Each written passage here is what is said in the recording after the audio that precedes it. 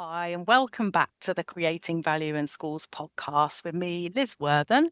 And today I'm very happy to be joined by ISBL Fellow Justin Smith, who, after more than 20 years as a leader in schools, specialising in marketing and business development, set up his own support service, Chameleon Consultancy and Training. And one of the things I think you do a lot, Justin, is help schools generate additional funds through activities such as bid writing, securing grants, bringing in donations, sponsorship, developing partnerships. So today we wanted to talk about creating the conditions that support income generation. But I think it makes sense to start with the why.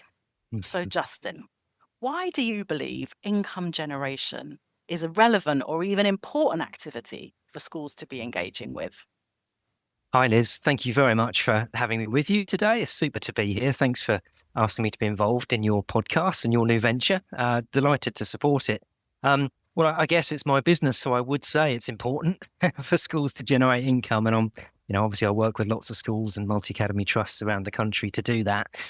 It's interesting if I reflect on the last 20 odd years. So when I first started to work in a school, it was one of my roles was to generate income for the school. And it was something they hadn't really done much of at that point. And I am going back over 20 years ago, so the landscape was different. It was a secondary school. It was in a deprived part of the country, based in Suffolk. And the part of the role was indeed to try to generate income to make some of our activities more sustainable. So I had to learn pretty quickly, had to learn the hard way, often by getting it wrong, and there's no shame in that. We make mistakes and we learn from them. But I learned how to write funding bids and engage with communities mostly, talk to people. So there's business opportunities there, there's partnership opportunities, there's all sorts of things that I hadn't actually considered. I remember beginning with some sort of business plan. And of course, I thought I knew it all and I put together this plan. And of course, that changed within the first few weeks because there were things that cropped up that I hadn't possibly imagined or foreseen. And equally, there were things that I thought might happen that didn't for all sorts of reasons that I didn't understand at that point. So fast forward to today, it's even more important than ever because funding is tighter. Some of the things we used to do then and be able to afford without too many issues, we just can't do anymore. So it's a struggle for many schools to pay for the core costs, some of their core function, let alone the added value extracurricular things. So it's important now more than ever, but equally, I'm a born optimist, and sadly, that's not always a good thing. But I do like to think equally there's more opportunity now than ever. I'm a strong believer in partnerships, working together, collaboration. And we see more and more of that now. And there's some great opportunities for secondary schools to work with feeder primaries and vice versa. I'm involved in a project literally at the moment where we've got a local sixth form college supporting some rural primary schools that are nearby. And fabulous win-win, for everybody. You've got students at the college doing film and media studies, supporting some of these primary schools. So that's a great thing from a marketing perspective. And of course, the students are learning real life projects as well. So I think the opportunities are there, but it's a tougher landscape. You know that through your experiences working with the schools that you've worked with and different organisations. It's really tough. Generating and accessing grant funding is harder now than it used to be, for sure. And, we can talk all day long about successes with those, but the reality is for most people, most schools, it's tough. Takes a lot of time to put together a grant application, and you can shortcut that to a certain extent. And I run training courses to try to help schools do that. But the reality is there's no silver bullet, there's no guarantee, so we have to be quite creative these days. I think the landscape is facilitating that at the moment.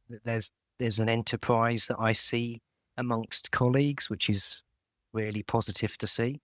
But I think a lot of that comes down to the leadership of our schools and trusts.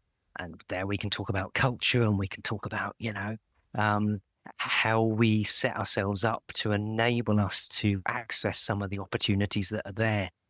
But the reality is the biggest barriers are always time and capacity.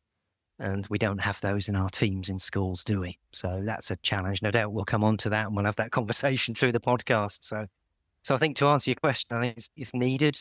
more than ever. The opportunities are there. There are some exciting opportunities with partnerships, especially, and being quite creative with how we do things. But it's tougher. It's tougher, Liz, than it used to be. I remember writing grant applications in my lunch break. I mean, we can still do that a little bit, but yeah, you probably won't be successful. I guess it depends how many lunch breaks you have, and do we get lunch breaks? Question mark. Many of your listeners are probably frowning now, aren't they? Saying, "Oh, I don't get a lunch break, Justin." So it's a tough one, isn't it? It's very tough at the moment. Well, I also say, based on some of the examples and things you've just mentioned, when you think of income generation, it's not necessarily actually always raising cash. It could be almost like benefits in kind. It could be bringing in expertise, or like the example you talked about with the sixth form project and the primary school, they're bringing in skills and expertise that's going to benefit the school. So it doesn't always have to be hard cash. So. No, it doesn't. Although, of course, in reality, schools want the hard cash so they can deliver and do. But you make a really good point, and I think it's a fair point. Actually, interestingly, some of the grant funders, if you look at the heritage lottery funds, the Lottery Heritage Fund, for example, they put a value, they actually put a monetary value on volunteer time. That's not that common. I mean, most funders don't, but actually some do. So it's worth considering.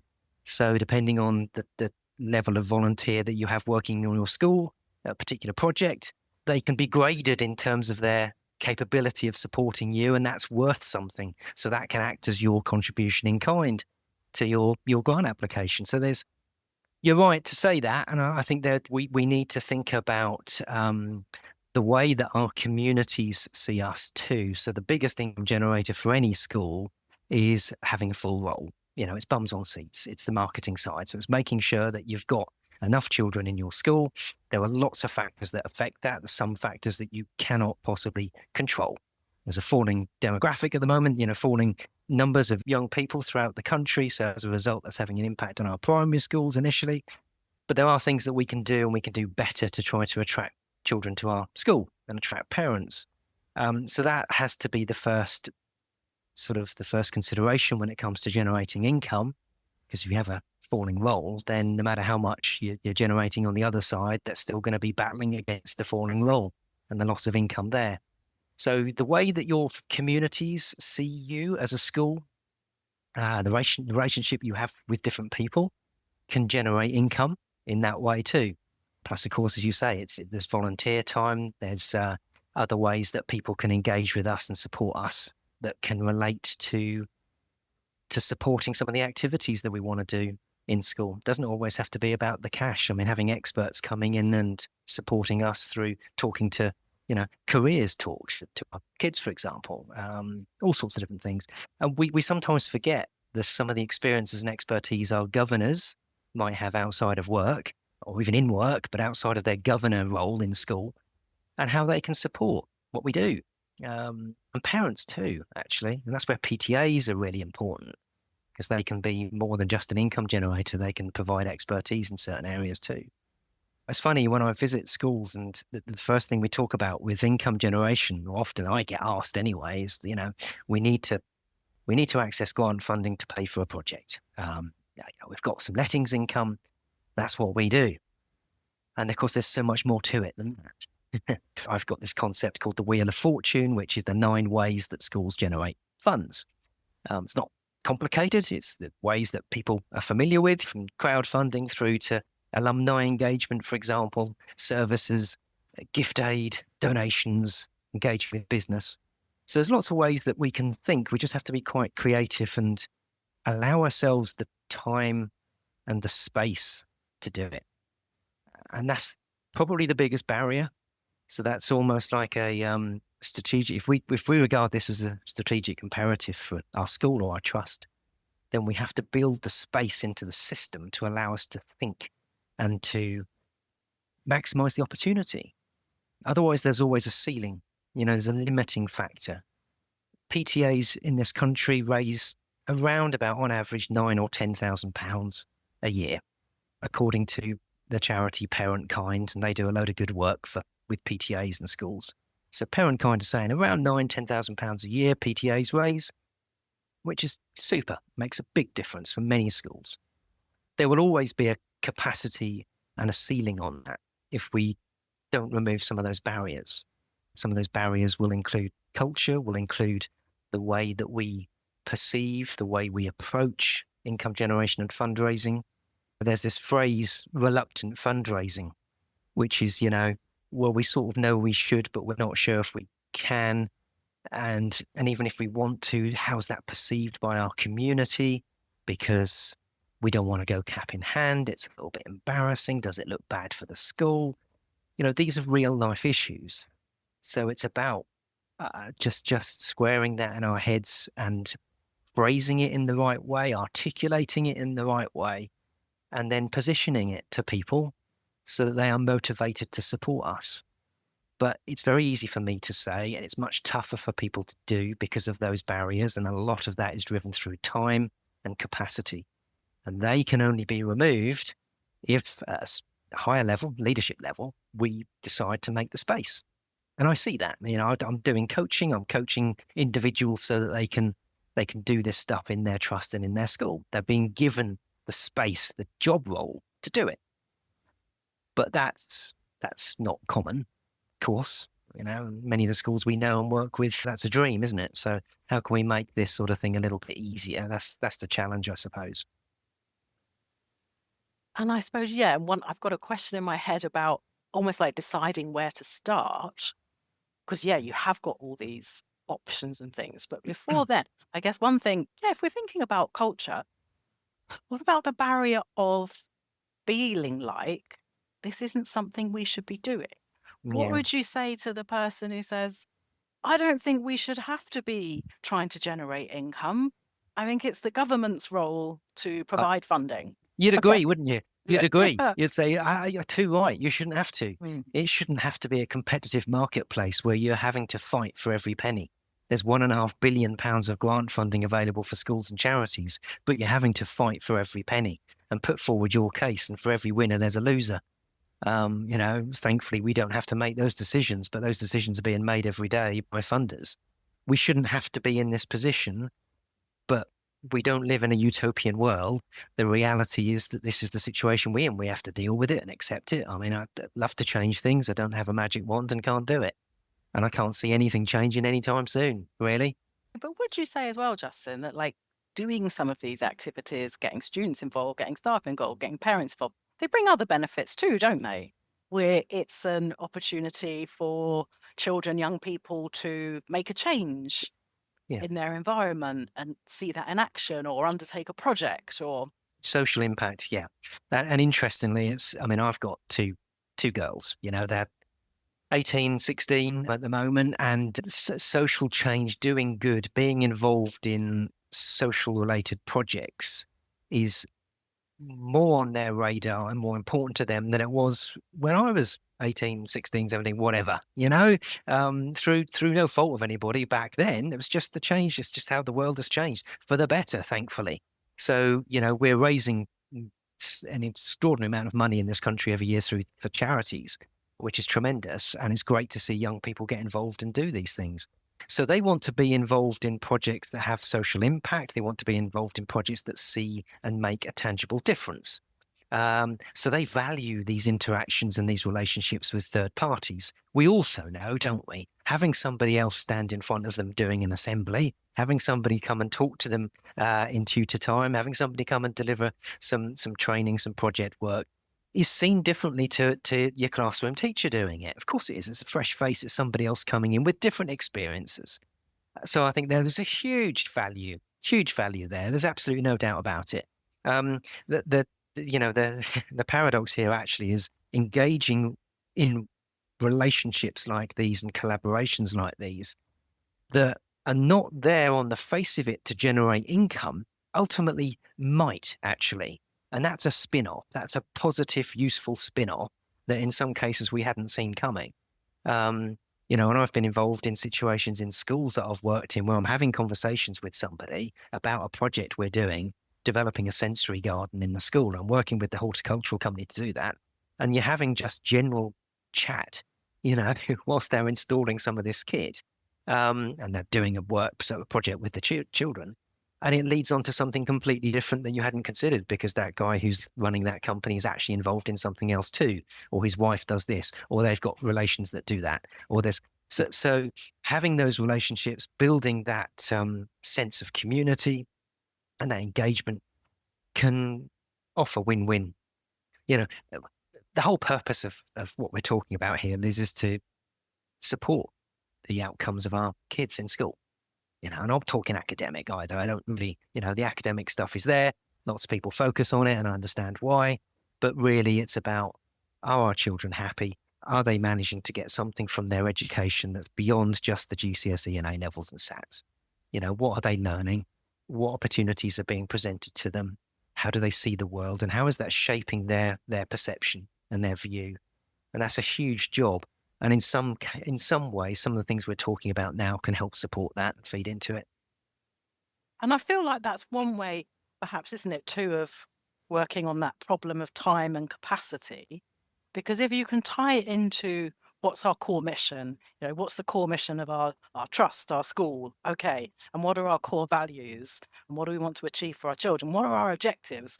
And if you can find projects or activities that link into those things, Yeah. and very much meet those objectives, then I guess that might help you get the approval from the governors, or get Yep. staff time, or people feeling able to say, yeah, this is a priority.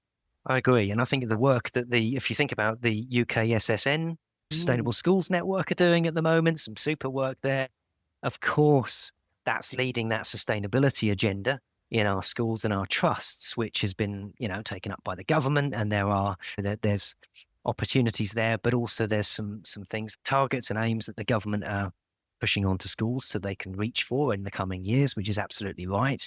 Funding some of that is really difficult, but actually funding something not only does a social good and is a positive for our environment and our planet, but actually brings down costs, very real energy costs for the school, where you've got something that's going out of the door constantly. And if you can close that door and narrow the gap and reduce those costs, then suddenly other people are sitting upright and listening too.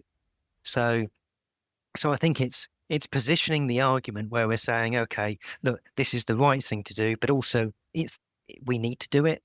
Financially, it's now it's a need. We have to do this. We know grant funders look at two things. They look at the outcomes, the impact of the project, and what's the need of the project. So how can you demonstrate clearly that this is needed?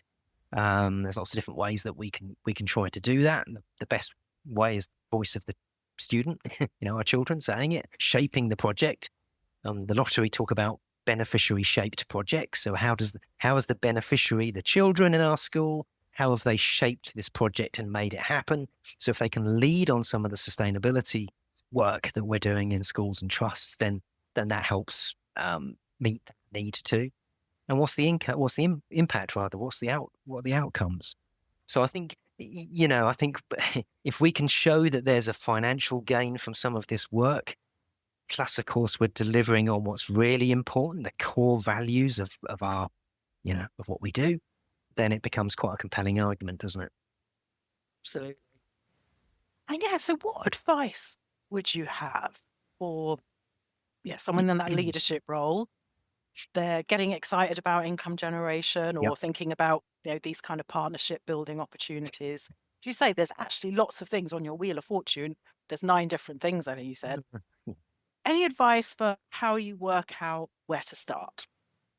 That's a great question. Where do we begin? The first thing I would do is congratulate them for the fact that we're having the conversation, because if that conversation is happening at leadership level, there's loads of research. Most recently, just literally a few months ago, the Institute of Development Professionals in Education, IDPE, predominantly working with the independent sector, but they are working with some state schools as well. But their benchmark report comes out every year. Lots of great stuff on it. But this year, they confirmed again that the average gift size, so the average gift to a school, more than doubled when the head teacher was involved in the ask. So in other words, we talk about culture again, we talk about leading from the front. That doesn't mean the head has to be out there with the bucket on Children in Need Day, although actually that might help, that's a good thing. It's not a bad thing.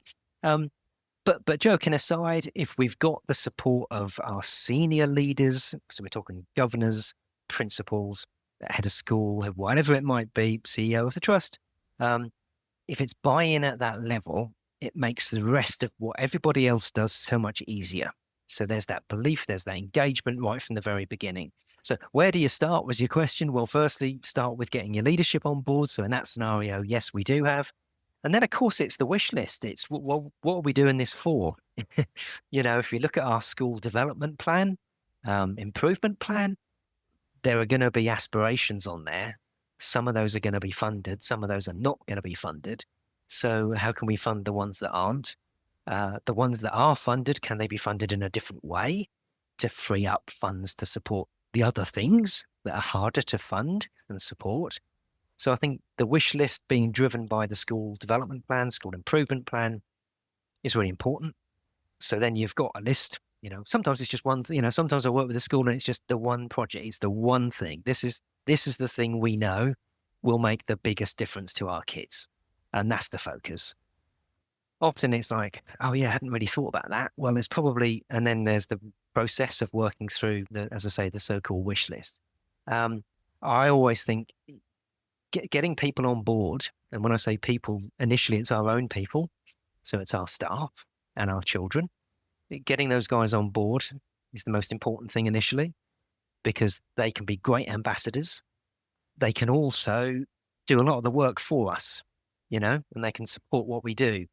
So that's the staff room conversation, standing up, talking. That's the assemblies. It's getting people involved and engaged and excited, and allowing them to choose. I mean, I worked with a great school once where we had 2 or 3 projects and we weren't sure which way to go. And actually it's like, well, you can only really go forwards with one.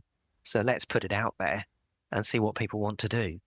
And of course that, there's a little bit of pre-project launch marketing there, isn't there? Because you've gone out to the community to ask them to choose which one is the most important to fundraise for.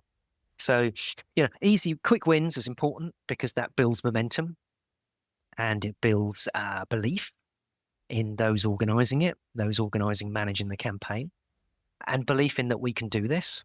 That's important. So easy wins and the Wheel of Fortune, there's aspects on there that can enable schools to do that. And then there's the longer term. So having a plan is really important because you put all of that into a plan. I've got the template that schools can have. That's a simple template that you can just populate yourself. So it's not that difficult. The first plan I put together, Liz, was about 40 pages thick, and it was just nobody read that, did they? Nobody was vaguely interested in my fundraising 40-page plan. It was like some sort of doctrine that was never going to happen. So lessons learned 20 years later. So now it's about 10 pages, if that. So to the point, and build up that so a bit of stakeholder analysis, which isn't as fancy or complicated as it sounds. It's, who can we work with and how can they contribute and what can we give to them? That's donor motivation is a big deal. So what do people expect from us? If we're going to ask them to support us and help us fund projects, what are we going to give back in return? So that donor motivation is going to be important as well. Very interesting, isn't it? Because it just strikes me again, listening to you here. A lot of what we're talking about, it seems to relationships, building relationships. Yeah, as you say, finding the thing that's going to motivate people, communicating messages. A lot, isn't it, around, talking about it, Yes. getting people on board, sharing.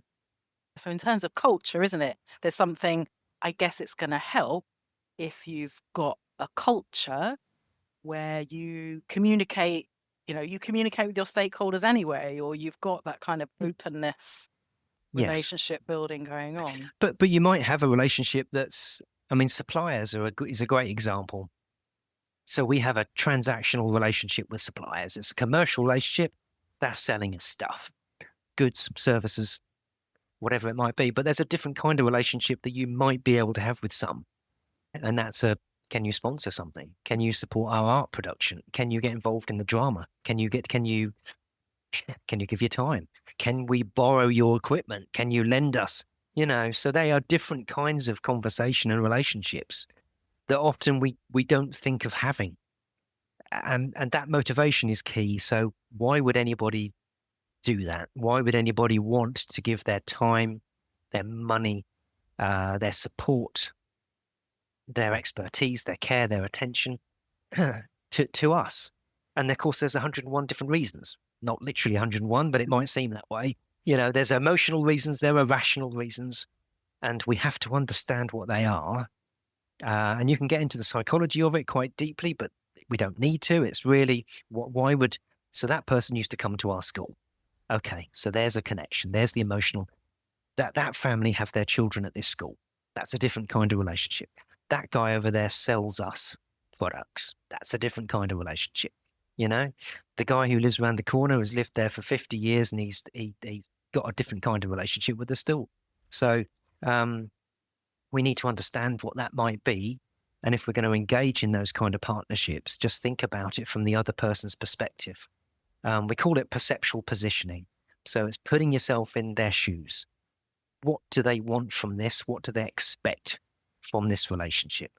Some will expect nothing at all. And they just want to give to a good cause. And it's a, lovely school. We had 3 kids go through the school, just happy to help. Fine.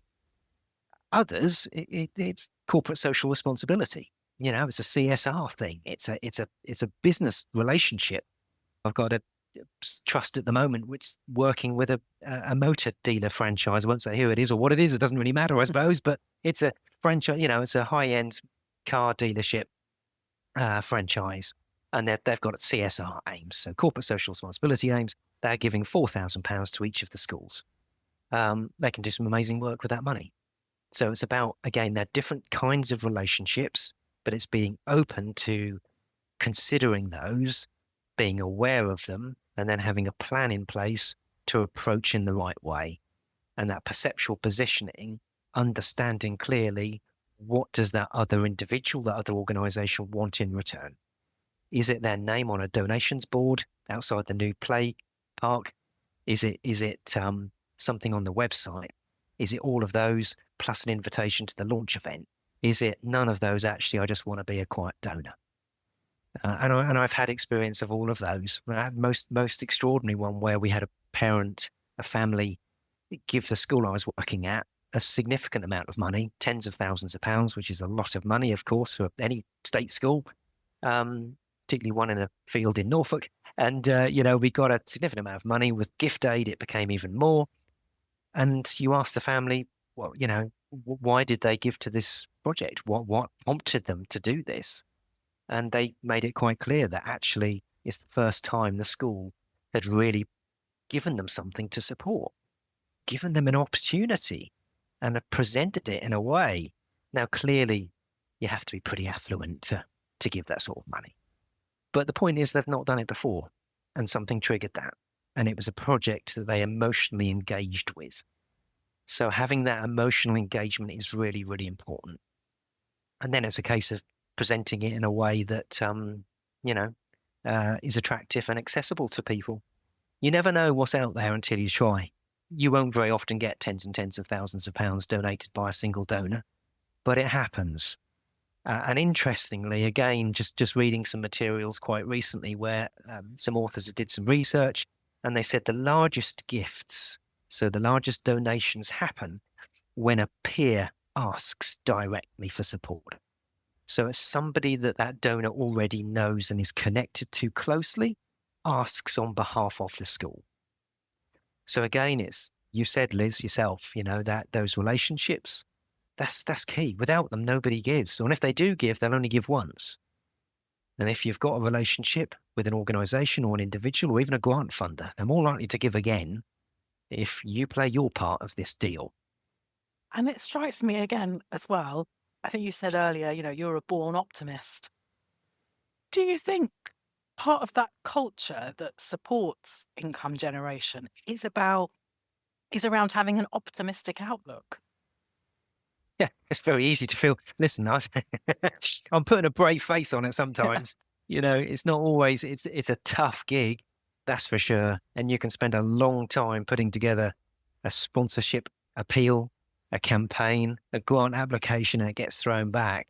And sometimes for reasons that you can't understand, and whoever's reluctant to give you the reasons. And it's tough to pick yourself up and keep going, isn't it? And go again. And you get recognized for the successes, not for the failures, but it takes just as much time to put the failures together as it does the success. So to answer your question, you have to approach this from the perspective that people will want to help you. And it's our job to enable them to see that.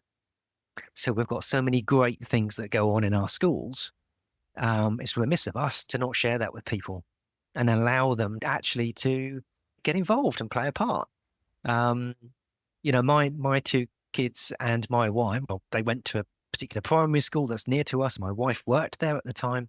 So when they were fundraising for an outdoor gym, guess what? Well, I didn't want anything in return, did I? There's no way I was going to charge them for that. But it was great to get involved in a project. I had an emotional connection because it was my children that would be playing on the play equipment if we could get the funding. So, there are different things that motivate people.